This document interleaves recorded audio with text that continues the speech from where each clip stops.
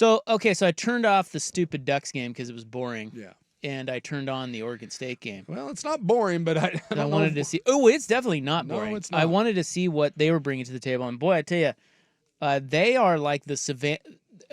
What is it? The Savannah Bananas? Yes. They're like the Savannah. Why can't I say that?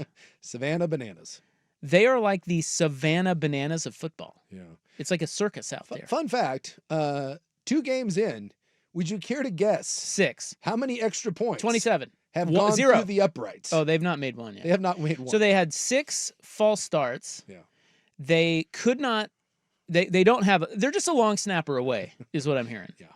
They don't have a long snapper. Yeah. The first. Now you may not have seen it because the game was not shown because the Baylor SMU game. That's right. But if you went over to the Pac-12, so I have like a little streaming box, so it's like it finds it for me. Yeah, I missed the first one. But the first snap went to the 50-yard line. Yeah. Like it's. Well, it was so okay. So just to first of all, you need to know that the Beavers lost. Yes. And Trent Bray at halftime. Yeah. Never heard this before. Said this. We've allowed ourselves to create their success, both in special teams, joke, right? And then on big plays on defense, 2 long runs for touchdowns that shouldn't exist. They did nothing to harm us. We got to stop killing ourselves. So that's how it went. Yeah. And it was even worse in the second half. So their long snapper that they normally have. He got hurt last week. He got hurt. So they knew and all they're week. saying that he is out for a while. Yes. So they did know all week, and all they did was they shift over last year's long snapper. Yeah. Well, last year's long snapper gets in the game, and he cannot snap the ball. No. It's so bad that they bench him, and they go to a freshman who they've been trying to make a future long snapper, but he wasn't ready yet, and it was marginally better. Yeah. So there were. Didn't they kick a field goal with him? Yeah. There was 4 Maybe missed I'm wrong. snaps, and then 2 snaps that were okay that they just dropped. If you want to punctuate just how bad special teams was, I've never seen this in my life. So the linebacker, I think number 50, snaps the ball to the punter, and it's a decent enough snap. It wasn't great, but it was off to the side a little bit, but it was, it's easily catchable. And he just drops it. And then he's fumbling around for it. Can't pick it up. He kicks it off the ground. Never seen it. Turns out, by the way, like he's playing soccer. Yeah. I think we've all learned an important thing. Can't do it. Turns out that's a penalty. You can't do that? Can't do that. I think you should be allowed to do that. Not allowed to do it. If you can pull it off, you should be able to. Yeah. I've seen players attempt to kick it off the ground, but it usually ends up being like a football volley and you whiff and you fall on your ass. No, he actually kicked it. And as it was happening, I thought to myself, you know what? That's a hell of a play. Like you drop it and you kept your composure, you kicked it, and then I saw the flag and this is my real thought process. And I was like, I wonder if that's a penalty. And then my thought process immediately went to, that guy's going to take it back. So drops the good snap, fumbles the ball around, kicks it off the turf. The Fresno guy catches it and runs it back. And by catches it, he was like skipping across the turf, and he picked it up like a ground ball at shortstop at the line of scrimmage.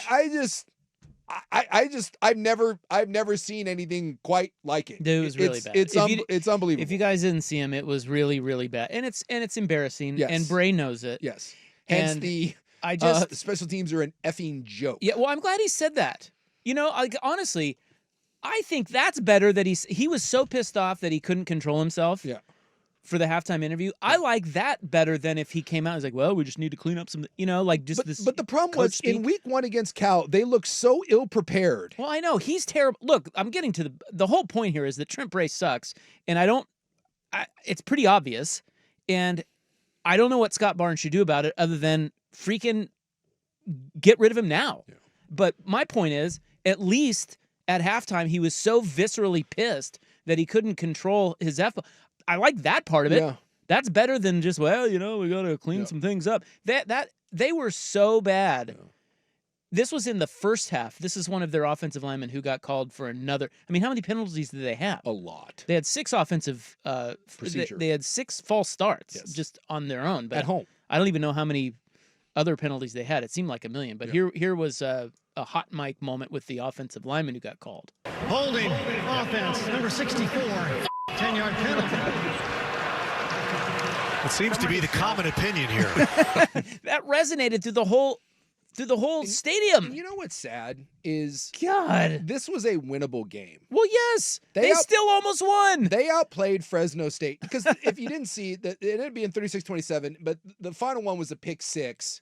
Well, weren't they up one in the last? Yeah, that was Didn't they take the lead? yes, that was a very, very winnable game. And if you look from a statistical standpoint, they outplayed Fresno State. They had, think about it. I want you to, Oregon State had 30 first downs. They were 10 for 17 on third down. Fresno State had 15 first downs and was 1 for 8 on third down. They outgained them 544 to 320. They threw for 388 to 121 for Fresno. And the only thing, Fresno ran the ball a little better than they did. And they lost the game. Well, and this is why I think it's on Bray. And this because I feel like Malik Murphy is pretty damn good. Yeah, I do. Like, he's pretty good. Yes. I don't know what Buck and I were talking about this off the air today, but I don't know what he's doing there. I mean, I'm sure they paid him to get him there, but I'm sure there are a lot of schools that would pay him to get. Yeah. He looks like a fish out of water there. He is competent. Yeah. But everything you just mentioned is why it all falls back on Trent Bray. You have no business losing that football game, and that falls on the head coach. They are just not doing a good enough job of coaching details. It's obvious. Yep. So does anybody think that's going to get better? So you got mollywopped in game one by a team that you were favored at home. You absolutely pissed down your leg in game two.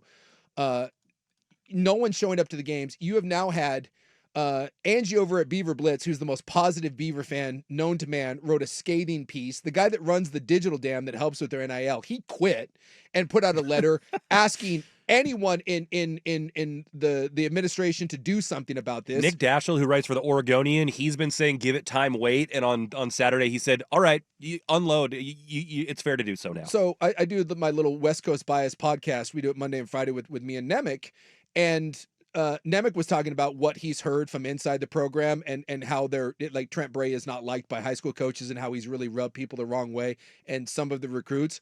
And we put that out this morning, and a couple of the clips that were circulating where he was talking about how Trent Bray has really alienated some of the top players in the state that wanted to go there. Guess who started retweeting those? Parents of current players and recruits. Like, the panic calls are coming from inside the program. I mean, it's yikes. And by the way, the next 2 weeks, my God, Texas Tech and Oregon, it's going to get worse. What is the spread going to be on that Oregon game? As 35? Much as Dan Lanning wants it to 40? be. Well, the spread's 24 for Texas Tech. By the way, lay the points. Well, I mean, you can't take the Beavers. You can't take the Beavs. I don't know if I'd lay I don't know. I'll lay them.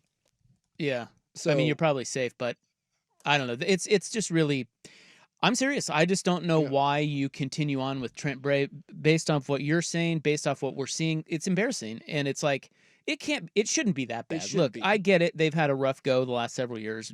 We all know that. So Washington State's 2-0 with none of this noise. Exactly. It's just I don't know. He's just he's not a good coach. You have squandered when you got left behind. You ended up with a war chest of money, right?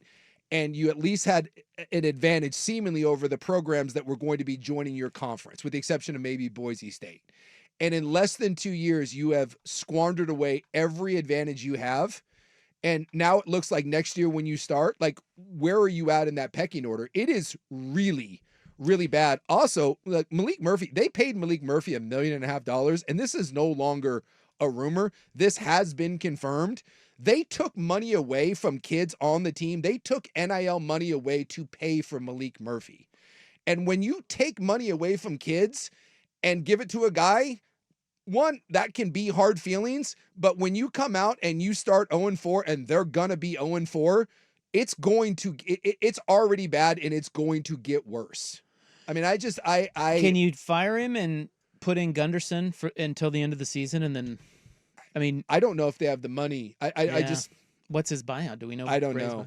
I just feel like really bad. We've seen this act before where a guy's not it. Yep. And you stick with him too long, it gets worse. Yes.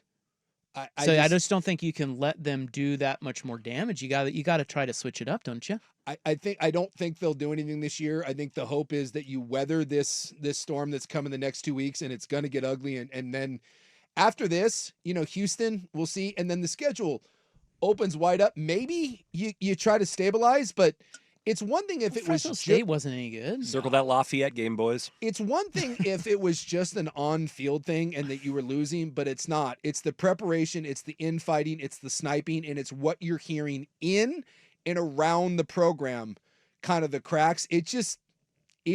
People that should be propping you up are being like, dude, there's real problems here.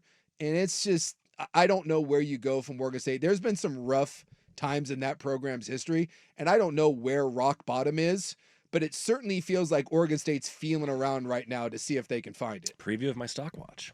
There's just no control, it seems like, over anything. No, It's a mess. it's not good.